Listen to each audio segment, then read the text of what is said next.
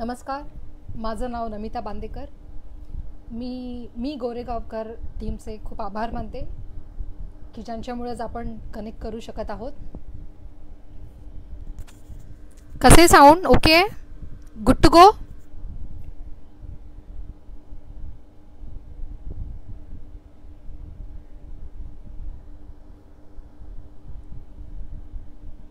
येत आहेत बरीच मंडळी.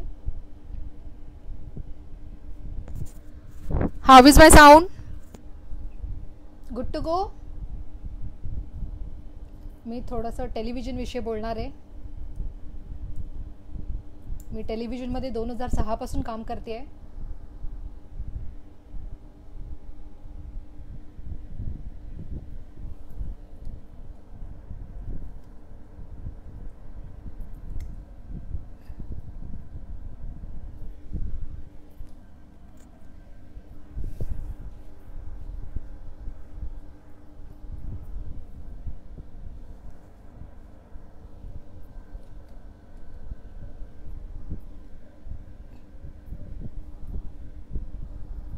ओके, नमस्कार, माझं नाव नमिता बांदेकर.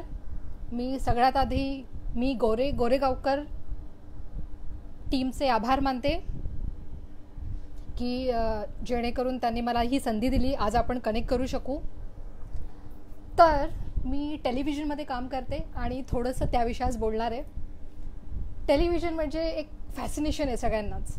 म्हणजे जेव्हा जेव्हा लोकांना कळायचं की मी टेलिव्हिजनमध्ये काम करते आहे, तर 4 डोकींपैकी 2 डोकी नक्कीच माझ्याकडे बघायचे आणि मला विचारायचे टेलिव्हिजन म्हणजे नक्की काय असतं. कधी कधी काही काका मावशी वगैरे कधी मला भेटल्या वगैरे की अरे आमची ही शाळेत असताना तिने हे केलं होतं, तिने नाटक केलं होतं, तिने कविता वाचली होती, तर तिच्यासाठी काही आहे का, तुमच्यासोबत तिला घ्या ना. तर ते तुमच्यासोबत घ्या म्हणजे नक्की काय? टेलिव्हिजन हा 22 मिनिटाचा एपिसोड तुम्हाला दिसतो, पण त्या 22 मिनिटाच्या एपिसोड्स मागे एक मोठी टीम असते. दिवसभराचं शूटिंग असतं, बॅक टू बॅक असतं ऑब्व्हियसली ते, आणि बऱ्याच डोकी त्याच्यावर काम करत असतात, बरेच डिपार्टमेंट्स असतात. तर त्या डिपार्टमेंट्सविषयी मी तुम्हाला सगळ्यांना सांगणार आहे. सो पहिलं प्रोसेस कशी सुरू होते त्यापासून मी सुरुवात करते. एक रायटर प्रोड्युसरला अप्रोच करतो किंवा प्रोड्युसर एका रायटरला अप्रोच करतो. एक स्टोरी फायनल केली जाते, ती चॅनलकडे प्रेझेंट केली जाते, ती लॉक होते, त्यावर अजून संस्कार होतात, म्हणजे अजून काही चेंजेस वगैरे ते केले जातात. त्याच्यानंतर ते स्टोरी लॉक झाली की पुढची प्रोसिजर सुरू होते, स्क्रीन प्ले लिहिणं किंवा, आणि ते सगळं होत असताना एक पूर्ण एपिसोड्स कसे असणार ती प्रोसेस होत असताना प्रोडक्शन हाऊसमध्ये जी क्रिएटिव्ह टीम असते ती त्या स्टोरीमध्ये काय कॅरेक्टर्स आहेत, त्या स्टोरीचा बॅकग्राऊंड काय आहे त्याच्यावर काम सुरू झालेलं असतं. ऑडिशन सुरू झालेले असतात, लुक टेस्ट सुरू झालेले असतात, त्यांचे कॉस्ट्यूम कसे असणार आहेत, त्यानंतर सेट कसा असणार आहे, अशा बऱ्याच गोष्टींवर काम सुरू, ते सायमल्टेनियसली काम सुरू असतं. सो आणि ह्या सगळ्या प्रोसेस झाल्यानंतर तुमचे काही एपिसोड्स तुमच्या हातात आहेत, तुमचं लोकेशन फायनल झालं आहे, तुमचा सेट उभारला गेला आहे आणि तुमचे ॲक्टर्स तुम्हाला मिळालेले आहेत, लुक टेस्ट फायनल झालेले आहेत, तुम्हाला टेलिकास्ट डेट मिळालेली आहे आणि तुम्हाला ते शूटिंग आता सुरू करायचं आहे. शूटिंग सुरू करताना इथे जे डिपार्टमेंट्स मेजरली इन्वॉल्ड असतात त्यांच्याविषयी सांगते. पहिलं माझ्या खूप आवडचं आहे, कारण माझ्या करिअरची सुरुवात मी ह्या डिरेक्शन टीमपासूनच केली होती. सो डिरेक्टर हा एकटा ॲक्शन बोलत असला तरी त्याची जी मोठी टीम असते, त्याचे जे काही 4-5 एडीज असतात, त्याच्यावर बरंच काय काय अवलंबून असतं, त्याच्यामुळे तो उभा असतो आणि खूप छान काम करत असतो. तर ह्या सर्व एडीजमध्ये हे जे डिरेक्शन डिपार्टमेंटचे एडीज असतात, असिस्टंट डिरेक्टर्स जे असतात, त्यातला पहिला म्हणजे TCR एडी, जे फायनल टेक्स असतात, ते फायनल जे आपण शूट करत असतो, जे शॉट्स असतात, टेक्स असतात, ते ओके टेक्स ते त्याने लिहिणं, त्याची नंबरिंग त्याने करणं, ते त्याच्या हातात असतं आणि त्याला खूप शार्प असावं लागतं. कोणता शॉट नेमका ओके झाला आहे, कोणता टेक ओके झाला आहे, हे त्याला नीट तिथे नमूद करावं लागतं. कारण जर त्याने चुकीचा शॉट ओके करून पाठवला तर तुम्ही पूर्ण दिवसात कितीही वेळेत काम पूर्ण केलेलं आहे किंवा व्यवस्थित एपिसोड डिलिव्हरी दिलेली आहे, पण जोपर्यंत तो टेक त्यांचा ओके टेक त्याला मिळालाच नाही एडिटमध्ये ती शोधाशोध सुरू होते, कारण त्याने चुकीचा पाठवला आहे टेक. सो ते तिकडे त्यांना सफर व्हायला लागतं आणि मग तुम्ही कितीही वेळेत काम केलं असेल ते सगळं वाया जातं. त्याच्यामुळे ह्या माणसाला शार्प बसावंच लागतं. तोच एडी, तो ते जेव्हा शूट सुरू होतं तेव्हा त्याला ते TCR आणि ते सगळं करायचं, ओके टेक्स वगैरे लिहायचे असतात. पण तोच स्क्रिप्ट जे लागणार आहे, दिवसभरातले जे काही सीन्स आहेत त्या सीन्सची तो प्रिंटआउट घेणं, त्याचे बंच बनवणं, ते बंचेस जे असतात ते ॲक्टर्सपर्यंत पोचवणं, एक डिरेक्टरला त्याचा कॉपी देणं, स्वतःच्या टीमला पाठवणं, हेही त्याचंच काम असतं. आणि तो व्यवस्थित बंच आलाच पाहिजे. कधी कधी सगळे सीन झालेले नसतात. जेव्हा शूट कधी कधी सुरू असतं त्याच्या आधी 1-1.5 तास आधी पण स्क्रिप्ट्स आधी यायचे. फार त्यालाच डेली सिरियल असं म्हटलं जातं. सो ते प्रॉपर सीन्स जे फायनल आलेले आहेत ते प्रत्येकापर्यंत पोचवणं ह्याचं काम असतं. पुढे येतो कॉस्ट्युमेडी. बरं, मी सुद्धा माझ्या करिअरची सुरुवात एक कॉस्ट्युमेडीज म्हणून केली होती. फार धमाल होती त्यावेळेस.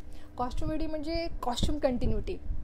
त्या ॲक्टरने काय घातले किंवा जास्त इथे मजा म्हणजे फिमेल ॲक्टरने तिची ती टिकली, तिचे ते ओर्नामेंट्स, तिचं कॉस्ट्यूम, तिचा दुपट्टा कसा होता, तिची हेअरस्टाईल कशी होती, तिचा मेकअप कसा होता, आणि ते सगळं बारकाईने बघावं लागतं. आणि मी जेव्हा सुरुवात केली होती 2006ला याचं कॉस्ट्युमेडी, माझ्या वेळेस सुधा चंदन आणि कृतिका देसाईसारख्या ॲक्टर्स होत्या. आणि सुधाजी म्हणजे त्या दोघीही आपल्या कामात परफेक्ट होत्याच.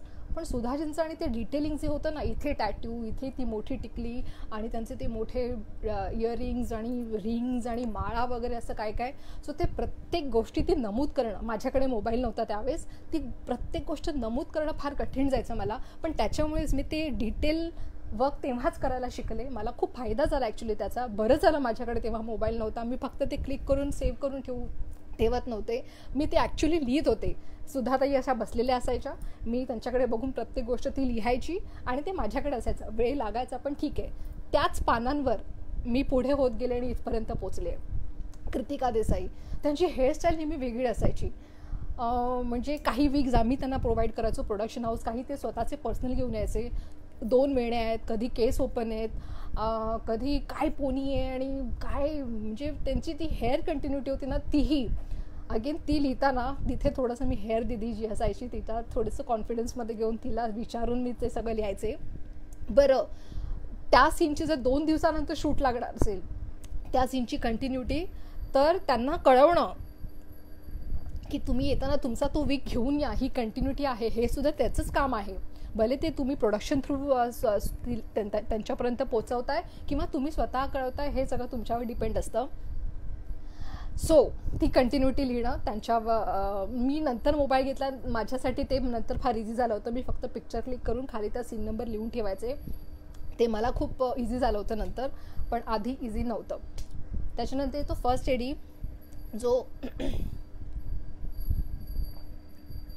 सगळे 8 कंटिन्युटी, 8 म्हणजे ज्या कोणाच्या बेडरूममध्ये शूट होतं आहे, हॉल लिव्हिंग रूममध्ये शूट होतं आहे, किचनमध्ये शूट होतं आहे, तर ते सगळे पूर्ण प्रॉपर्टीज व्यवस्थित आहेत की नाही. त्यानंतर एक डायनिंग टेबलचा सीन आहे, त्या सीनमध्ये जे काही लिहून आले ते व्यवस्थित आले की नाही वगैरे, ते सगळं आपल्याला त्याला मेक शुअर करावं लागतं की ते आहे, त्या व्यवस्थित त्या वस्तू आलेल्या आहेत शूटच्या आधीच. कारण मी खरंच सांगू का, एक चमचा जरी लागणार असेल ना, त्या चमच्यामुळे पण कधी कधी 1-1, 2-2 तास शूट थांबलेलं आहे. आणि नंतर जी गोची झालेली आहे ना, हे शूट थांबणं खरंच ॲक्च्युली चांगलं नसतं. मी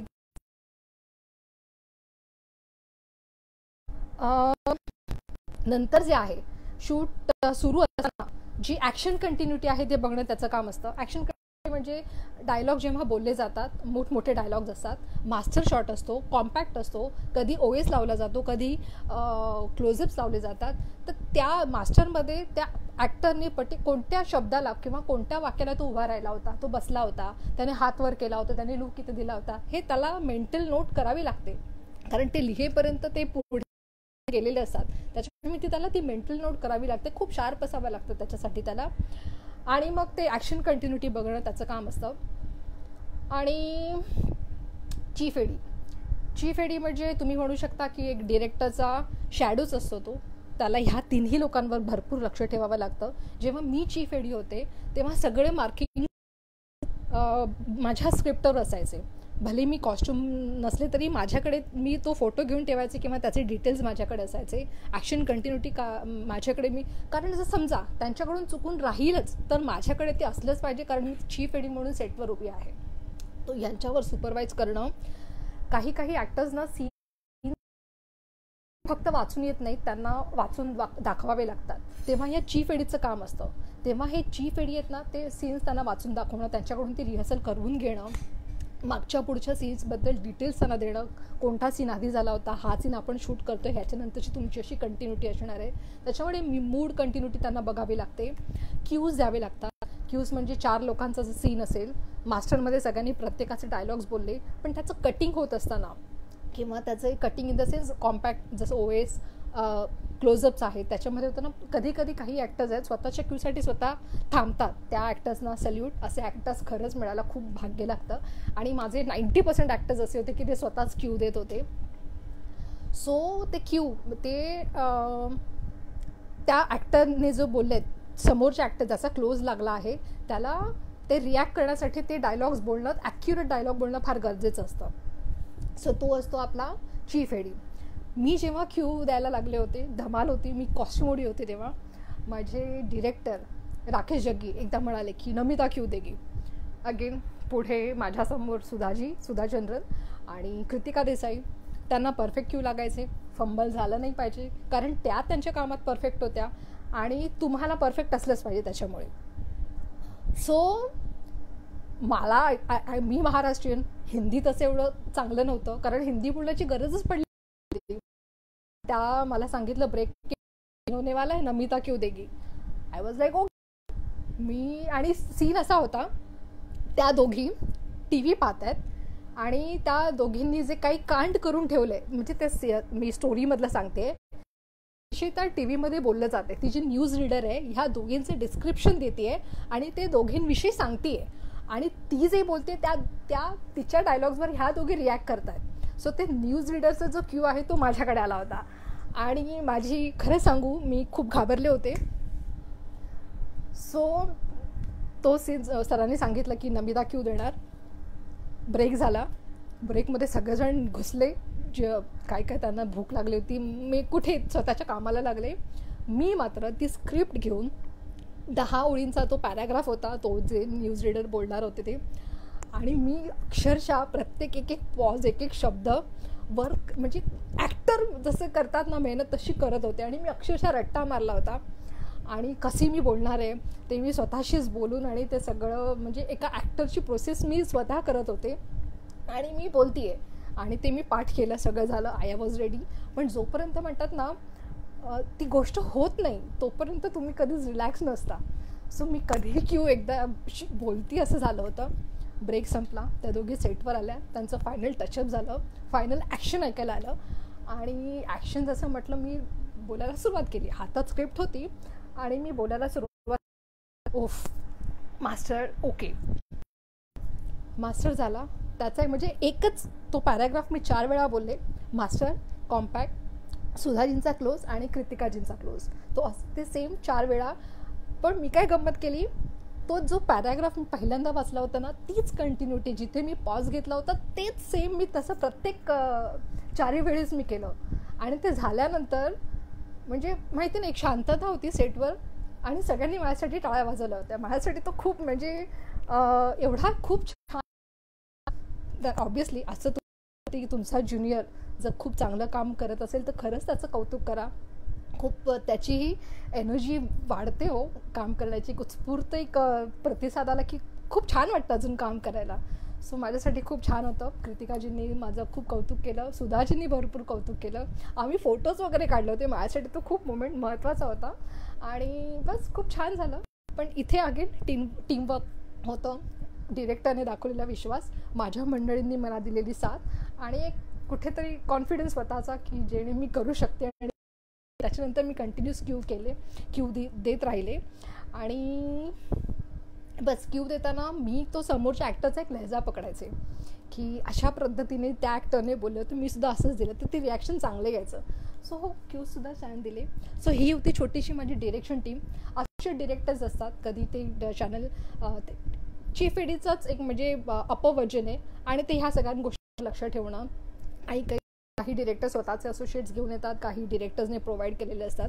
ते टीम नंतर माझ्या वेळेस कोणी असोसिएट नव्हतं, चीफपासून आम्ही डायरेक्ट आन्सरेबल डिरेक्टरलाच होतो. त्याच्यामुळे जेवढी छोटी टीम तेवढं खूप छान काम व्हायचं.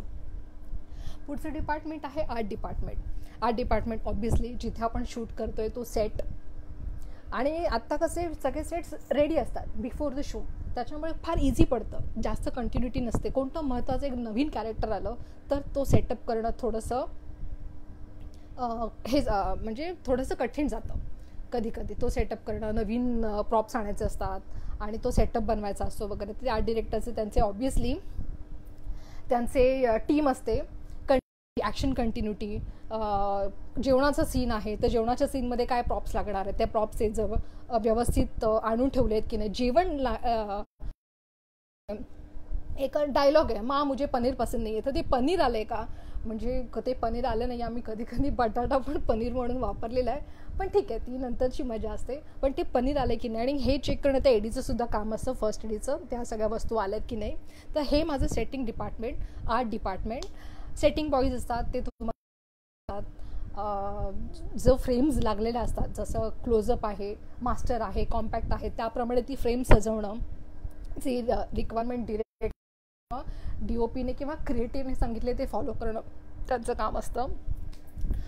पुढचं आहे camera department. Obviously camera department म्हणजे तुम्हाला माहितीच आहे, ते जे काही एक्सपेक्टेड आहे सीनमध्ये, डे सीन आहे तर डे लाईटिंग, ब्युटिफाय करणं थोडंसं, नाईट आहे तर ती कॉम्पॅक्ट लाईटिंग आणि नाईटचं लाईटिंग वगैरे. ऑब्व्हियसली ते त्याच्याविषयी डिटेलमध्ये बोललात, सगळ्यांनाच माहिती आहे कॅमेरामॅनचं काम काय असतं ते. त्याचा फोकस पुलर, त्याचा गॅफर असतो जो लाईटिंग करून घेतो, आणि त्याचं लाईटमेन्स असतात जे लाईट गॅफर ज्याप्रमाणे सांगतो की त्याला कोणतं लाईट कुठे हवेत ते मदत करत असतात. माझ्यासाठी तर ते खूप महत्त्वाचे आहेत, कारण ते खरंच एवढी मोठी मोठी लाईट स्वतःच्या खांद्यावर घेऊन जेव्हा शिफ्टिंग होतं भरपूर मेहनत घेतात. आय मीन ते बोलू शकता की त्याचे खूप लागतात. पुढचं डिपार्टमेंट आहे साऊंड डिपार्टमेंट, जे डायलॉग्स बोलले ॲक्टर्स बोलत असतो ते रेकॉर्ड करणं. ऑब्व्हियसली ती रिक्वायरमेंट असते ती चॅनलची म्हणा, ती व्यवस्थित कंप्लीट करणं. ते प्रॉपर शूट, आवाज त्यांचा नीट शूट रेकॉर्ड करणं त्यांचं काम असतं. स्टील फोटोग्राफर असतो. स्टील फोटोग्राफर सगळ्या गोष्टींची कंटिन्युटी ठेवतो, त्याच्याकडे सगळे फोटोज असतात, कोणता लुक काय आहे, कोणाचा होता, सेटचा लुक काय आहे. कधी कधी चॅनलकडून रिक्वायरमेंट आल्यावर प्रोमोसाठी काही फोटोज लागलेले असतात, न्यूजसाठी प्रिंटआउट द्यायची असते, प्रिंट न्यूज द्यायची असते, तेव्हा त्याचे काही फोटो वर्किंग स्टिल्स लागतात, तर त्याच्यासाठी असतात. म्हणजे कंटिन्युटी त्याच्याकडे असते. पण तरीही तो कधी आला नाही, त्याच्या कॉम्प्युटर क्रॅश झाला तरी पण त्या गोष्टी एडीजकडे पण असाव्या लागतात. त्याच्यामुळे डायरेक्शन डिपार्टमेंट हे खूप महत्त्वाचं डिपार्टमेंट आहे. पुढे मी म्हणेन प्रोडक्शन टीम म्हणजे प्रोड्युसरची टीम असते. ती लोकेशन्सपासून शूट होईपर्यंत, शूट झाल्यानंतरही जी रिक्वायरमेंट असते ती पूर्ण करणं त्यांच्या हातात असतं. त्यांचे मॅनेजर्स किंवा एक AP असतो, SP असतो, सुपरवायझिंग प्रोड्युसर किंवा एक्झिक्युटिव्ह प्रोड्युसर. EPचं काम हे आहे की तो जे दिवसभरात शूट लागलेत, जे काही सीन्स लागलेत, EP आणि स्केड्युलर जे एकत्र काम करतात दोघं, ते टीम म्हणून आर्टिस्टची डेट घेणं, ज्या 9 to 9 जी शिफ्ट लागले ते पूर्ण वेळेत जे काही सीन्स आहेत ते व्यवस्थित तेवढेच सीन्स होत आहेत की नाही, त्या सगळ्या गोष्टी वेळेवर करून घेणं. जी काही रिक्वायरमेंट आहे डिरेक्शन टीमची, कॉस्ट्युम टीमची, ती सगळी पूर्ण करणं ती प्रोडक्शन आणि EPच्या हातात असतं. आणि पुढचं आहे आणि जर मेथॉलॉजी तुमचा शो असेल तर एक ग्राफिक्सची टीम असते सतत सेटवर, कारण ग्राफिक्स आपण म्हणतो ग्रीनवर जेव्हा शूट असतं ते फक्त ग्रीनवर आपण डायलॉग डिलिव्हरी देत असतो, प्रत्येक गोष्टी ॲड केलेल्या असतात, त्याचे काही मुवमेंट्स असतात, त्याचा काही रेशो असतो, त्या सगळ्या गोष्टी मग ग्राफिक टीम जर अवेलेबल असेल सेटवरच तर मग ते सोपं होऊन जातं. नाहीतर मग 1000 वेळा ते फोन जाणं वगैरे ते मग अगेन वेळ निघून जाते. पुढची टीम आहे क्रिएटिव्ह टीम. ह्यासाठी पॉज मी घेतला कारण मी आता क्रिएटिव्ह म्हणूनच काम करते आहे. क्रिएटिव्ह म्हणजे you can say a leader. हे जे सगळे डिपार्टमेंट्स आहेत त्या सगळ्या गोष्टींवर त्यांचा एक होल्ड असलाच पाहिजे. त्या क्रिएटिव्ह नावातच आहे, क्रिएट करणं गोष्टी. मी माझ्या शब्दात असं सांगेन, creative means a person who sees future, who knows about past and present. म्हणजे जे सीन्स होणार आहेत, जे सीन्स झाले आहेत आणि जे सीन्स होत आहेत, हे सगळे त्यांना माहिती पाहिजे असले पाहिजेत. कारण तेच डिसाईड करत असतात. कारण चॅनल मिटिंगला ते अवेलेबल असतात. तेव्हा चॅनल मिटिंगमध्ये काय अपडेट्स आहेत ते टीमपर्यंत पोहोचवणं, it is like bridge between production house and channel. Production हाऊसला ते रिप्रेझेंट करत असतात चॅनलमध्ये. आणि तिकडे जो अपडेट झाला आहे तो रायटर्सपर्यंत पोचवणं, डिरेक्टरपर्यंत पोचवणं, आपला आर्ट डिरेक्टरपर्यंत पोचवणं, कॉस्ट्युम स्टायलिस्टपर्यंत पोचवणं वगैरे काम करणं त्याचं असं. आणि ते सुद्धा चोख झालं पाहिजे. कारण चुकूनही काही एक चुकी त्यांच्याकडून झाली तर त्याची भरपाई कधीच होऊ शकत नाही. कारण ते शूट झालेलं रिशूट करणं फार कठीण होतं. म्हणजे त्याच्यामध्ये तुमचे पैसे, तुमची मेहनत, तुमची वेळ सगळंच गेलेलं असतं. त्याच्यामुळे क्रिएटिव्ह हा असं एक डिपार्टमेंट आहे. तुम्हाला म्हणजे शार्पनेस आपण म्हणतो 100%, तर ह्यांना ते 150% ते शार्पनेस असायलाच पाहिजे. कारण खूप महत्त्वाचा डिपार्टमेंट आहे ते. क्रिएटिव्ह झालं, माझे सगळे आवडते डिपार्टमेंट झाले. नंतर आपण येऊ पोस्ट प्रोडक्शन म्हणजे जे शूट झालं आहे सगळं, प्री झालं. प्रीमध्ये तुम्ही सगळे स्क्रिप्ट्स लॉक केल्या, लोकेशन्स पाहिले, ॲक्टर्स लॉक केले, लुक टेस्ट झाल्या, शूटवर आला, शूट झालं, ते सगळं मटेरियल तुमचा एपिसोड शूट करून रेडी आहे. आणि मग ते जातं पोस्ट प्रोडक्शनमध्ये. ॲक्च्युली तुम्ही म्हणू शकता पोस्ट प्रोडक्शन मीन्स एक मॅजिक टेबल आहे. ज्या काही त्रुटी शूट करताना राहिल्या आहेत त्या तुम्ही सगळ्या पोस्ट प्रोडक्शनमध्ये नक्कीच नीट करू शकता. पोस्ट प्रोडक्शनचं कसं आहे माहिती आहे, एक एडिटर आहे. एडिटर तुमचा शार्प असेल, तुमचा क्रिएटिव्ह शार्प असेल तर तुम्ही मॅजिक करू शकता. माझा खूप आवडता पार्ट आहे. म्हणजे मी जेव्हा सेटवर राहून कंटाळायचे, जेव्हा मी सेट क्रिएटिव्ह होते, मी जेव्हा कंटाळायचे, ऑब्व्हियसली डे नाईट काम करत असतो आपण, बॅक टू बॅक तेच चेहरे, त्याच गोष्टी, तेच ॲक्टर्स, तेच सीन्स आणि तेच सगळ्या गोष्टी समोर असल्यावर तुम्हीसुद्धा कंटाळता. तेव्हा मी माझ्या प्रोड्युसर्सना किंवा ऑब्व्हियसली इतकी दिवस काम केल्यानंतर ते एक केमिस्ट्री असतेच, तेव्हा मी पोस्ट प्रोडक्शन आवर्जून मागून घ्यायचे. आणि पोस्ट प्रोडक्शन म्हणजे असं नाही आहे की तुम्ही जाऊन फक्त एपिसोड फायनल केला. तुम्ही जर इथे 13 तास 14 तास काम करत असाल तर पोस्ट प्रोडक्शनमध्ये नक्कीच 15 ते 16 तास काम केलं जातं. कारण तुम्ही हे जे केलं आहे ते सगळं तिथे बघितलं जातं आहे. आणि बरं, तिथे एपिसोड फायनल झाला, म्युझिक फायनल झालं, सगळ्या गोष्टी बारकाईने बघितल्यानंतर चॅनलकडे जातो एपिसोड. मग चॅनलकडून जो फीडबॅक येतो, हा क्लोज नको आहे किंवा हे चेंजेस हवे आहेत किंवा इथे हा एक शॉट असायला हवा होता, हा डब आहे, हे तसं आहे, हे जे काही चेंजेस येतात चॅनलकडून ते पुन्हा व्यवस्थित ते तसे झालेत की नाही. कारण चॅनलकडून जे फायनल होऊन आलेलं आहे ते फायनल टेलिकास्ट होणार आहे. आणि जे फायनल टेलिकास्ट होणार आहे तीच तुमची मेहनत आहे जी लोकांसमोर दिसत असते. सो ते फायनलच्या आधीची एक मधली जी थीन लाईन जी आपण म्हणतो ती क्रिएटिव्ह फायनल करत असतो. मग ते पुन्हा चॅनलकडून आलेले चेंजेस फायनल करून तो एपिसोड पूर्ण रेडी करून पाठवणं. आणि जोपर्यंत तिथे चॅनलकडे पोहोचत नाही तोपर्यंत क्रिएटिव्ह पोस्ट प्रोडक्शन रूममधून हलू शकत नाही. म्हणजे जेव्हा कट टू कट सिच्युएशन म्हणजे उद्याचा टेलिकास्ट आहे आणि आज आपण एपिसोड पाठवतो आहे. ॲक्च्युली ही फार हास्यास्पद गोष्ट आहे, असं होऊ नये. तुमचं जर वेळेवर शूट तुम्ही करत असाल, नीट मेहनत करत असाल तर अशी कट टू कट पोझिशन येऊ नये, पण येते. कारण डेली तुम्ही कंटिन्युअसली शूट करत असतात. एक डिपार्टमेंट नाही, एवढे सगळे लोक इन्वॉल्ड असतात. त्याच्यामुळे काही ना काही प्रॉब्लेम होऊन कधी डिले होतो आणि एक डिलेनंतर दुसरा डिलेनंतर तिसरा डिले आणि त्याच्यानंतर मग बरंच काय डिलेज होतात आणि मग ते कट टू कट पोझिशनवर तुम्ही कधी येता. कट टू कट पोझिशनमध्ये असताना जर असं काही झालंच तर क्रिएटिव्ह अगेन सांभाळून घेऊ शकतो. त्याच्या हातात ते राईट्स असतात. चॅनलला कॉन्फिडन्समध्ये घेऊन ते बरेच काही चेंजेस करू शकतात. आणि बस तो एपिसोड एक पूर्ण रेडी होतो, तो जातो. एवढ्या तासांची मेहनत फक्त 22 मिनिटात संपते आणि बस एपिसोड जो सेटवर असतो त्याला तो पाहायला मिळतच नाही. कारण ते कंटिन्यू शूट करत असतात. जेव्हा तिथे टेलिकास्ट होत असतो कालचा एपिसोड, तेव्हाही ते उद्याचा एपिसोड शूट करत असतात. त्यांच्यामुळे त्यांना ती मेहनत आयदर त्या चॅनलच्या जे ॲपवर ते बघू शकतात. So this is fun. Television is fun. खूप काम आहे, तुम्ही कंटिन्यूस काम करत असता. कधी कधी एवढा कंटाळा येतो कारण तेच सगळं सारखं सारखं तुम्ही बघत असता, त्याच्यामुळे तुम्ही कंटाळता. तर स्ट्रेस नका घेऊ. Part of life, part of your job. तुम्ही जर तुमचं ते पॅशन असेल, तुम्ही जर ते मजा करून करत असाल ना, तर तो त्रास नाही होत जास्त. आणि तरीसुद्धा होत असेल तर टेक अ डे ऑफ. छान फिल्म्स पहा, मजा करून या, थोडेसे फ्रेश व्हा. दुसरी गोष्ट, जास्त प्रेशर इथे देऊ नका.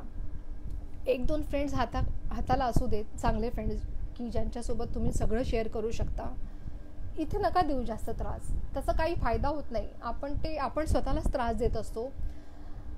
फ्रेंड्स नसतील तर मेक शुअर की तुम्ही घरच्यांशी त्या प्रेशरविषयी बोलताय, किंवा जे काही तुमच्या डोक्यात चालले ते तुम्ही त्यांच्याशी बोलताय, आणि ते सगळं बोलून मोकळे व्हा. असं तो प्रेशर घेऊन नंतर काहीतरी चुकीची पावलं घेण्यापेक्षा बोला.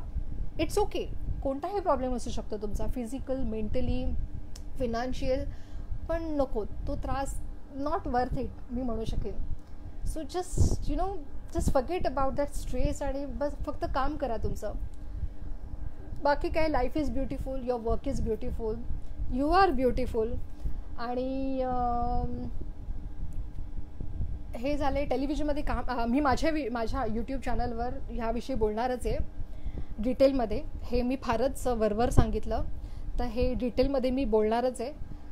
एकदम एका एपिसोडला फक्त एक डिपार्टमेंट, काही त्या डिपार्टमेंटमधली काही जर व्यक्ती अवेलेबल त्यावेळेस असतील तर त्यांना नक्की आवर्जून मी त्या एपिसोडमध्ये घेऊन येईन. तर माझं चॅनल आहे, मी त्यावर कालच एक माझे ऑडिओ हॉरर सिरीज स्टोरीज मी लॉन्च केली आहे. पहिला एपिसोड काल मी लॉन्च केला आहे. तो नक्की बघा, तुमचे कॉमेंट कळवा, सबस्क्राईब करा, जेणेकरून पुढचा अपडेट तुम्हाला ऑटोमॅटिकली मिळेल. फक्त नमिता बांदेकर हे तुम्हाला टाईप करायचं आहे. माझी स्वतःची एक साईट आहे, namitabandeकर.wordpress.com जा. तिथे काही मी ब्लॉग्स लिहिले आहेत. हे सगळं लॉकडाऊनमध्ये मी सुरू केलं आहे. नाहीतर डेलीमध्ये, म्हणजे डेली सिरियलमध्ये काम करत असताना तुम्हाला तुमच्यासाठी वेळ नाही मिळत. ओके, सो बस. अजून एक की फॅक्टर मी सांगते माझ्या फील्डमधला, तो सगळीकडेच लागू पडतो ॲक्च्युली. तो आहे ऑब्झर्वेशन. तुम्ही जेवढं ऑब्झर्व कराल तेवढं तुम्हाला सुचेल, तेवढं तुम्ही करू शकाल. एक एडी असाल तर तुम्हाला ते तुमच्या सीनमध्ये तुम्हाला उपयोगात येतं. मेकअपमॅन, हेअर दिदी असाल तर तो लुक तुम्हाला देता येईल. आर्टमध्ये असाल तर त्या गोष्टी तुम्हाला जमा करता येतील. आणि जर डिरेक्टर असाल तर तो माणूस कसा आहे, तो कसा वागत होता, ती बॉडी लँग्वेज तुम्हाला ॲक्टरला सांगताना त्याचा फायदा होईल. तेव्हा ऑब्झर्व करणं भरपूर महत्त्वाचं असतं. आणि ॲक्टरसाठी ऑब्झर्व करणं तर फारच गरजेचं आहे. कारण समजा एक भले तुम्ही मोठमोठ्याला घरात राहता, कुठून मोठ्या फॅमिलीतून आलेला आहात, आणि तुम्हाला एका गरीब माणसाचं कॅरेक्टर जर मिळालं करायला, ते चॅलेंज म्हणून करता यायला पाहिजे. ती बॉडी लँग्वेज कळली पाहिजे. तर जेव्हा तुम्ही एका कोणत्या गरीब माणसाला जर तुम्ही ऑब्झर्व केलं असेल तर तुम्ही ते व्यवस्थित करू शकाल, मला असं वाटतंय. So observation is the key. प्रत्येक गोष्ट ऑब्झर्व करा व्यवस्थित, ती तुम्हाला नक्कीच पुढे घेऊन जाईल. आणि बस, वेळ फार कमी आहे आपल्याकडे, जास्त तुमचाही वेळ घेऊ शकत नाही. मला माहिती आहे लॉकडाऊनमध्ये काहीही नसेल तरी भरपूर करण्यासारखं आहे. माझ्या स्टोरीज तुम्ही नक्की वाचा. 2-3 शॉर्ट फिल्मसुद्धा मी बनवल्या आहेत माझ्याच बॅचमेट्स बरोबर. कोणी ॲक्टर नाही आहे त्याच्यामध्ये, पण आम्ही छान एकत्र आलो आणि जस्ट बनवलं. सो त्याही पहा, त्याच्यावर तुमचे कमेंट्स कळवा. आणि एक शेवटचं थोडंसं मी बोलीन वुमन एम्पॉवरमेंटवर. माझ्या फील्डमध्ये तुमची गरज आहे, तुम्ही या, संख्येने या. खरं तर ॲक्च्युली मुली प्रत्येक बाबतीत आता अग्रेसर आहेत. तर बस शूटिंग स्केड्यूल्स थोडेसे हेक्टिक असतात, पण ठीक आहे, एकदा त्याचंही काम सुरू झालं की तुम्ही त्या सायकलमध्ये घेता आणि खूप छान आहे. सो बस, तुम्हा सगळ्यांना गुड लक. काही राहिलं असेल तर कॉमेंटमध्ये तुम्ही मला विचारा, त्या प्रत्येकाची उत्तरं मी देईनच. आणि पुन्हा एकदा मी गोरेगावकर फेसबुक लाईव्ह टीमचे मी आभार मानते की जेणेकरून आपण आज कनेक्ट होऊ शकलो. आणि बस, आवडलं तुमच्याशी बोलायला. आता काही जण येत आहेत, सगळ्यांचे हाय वगैरे येत आहेत, पण त्यांना आता आपलं सेशन संपल्यावर सगळ्यांना मी रिप्लाय करणार आहे एकदम जातीनं. आणि तुमचे काही क्वेश्चन्स असतील तर मला नक्की कळवा. इथे नाही दिले तरी माझ्या यूट्यूब चॅनलला किंवा माझं जीमेल अकाउंट namita.b@gmail.com तिथे तुम्ही मला मेल करू शकता. सो बघू, करू छान. कधीतरी जर तुम्ही टेलिव्हिजनमध्ये काम करायला सुरुवात केली तर आपण पुन्हा भेटू नक्कीच कधीतरी. आणि बस खूप छान करा, सेफ राहा, बाहेर पडू नका. बाहेर जी चालली स्थिती ती हळूहळू मावळते आहे, पण ते आपल्यामुळेच. त्या गोष्टींसाठी आपल्याला एकत्र यावं लागणार आहे. स्वतःची काळजी घ्या. स्वतःची काळजी घेऊन तुम्हाला समोरच्याची काळजी घ्यायची आहे. सो बस, टाटा, नमस्ते.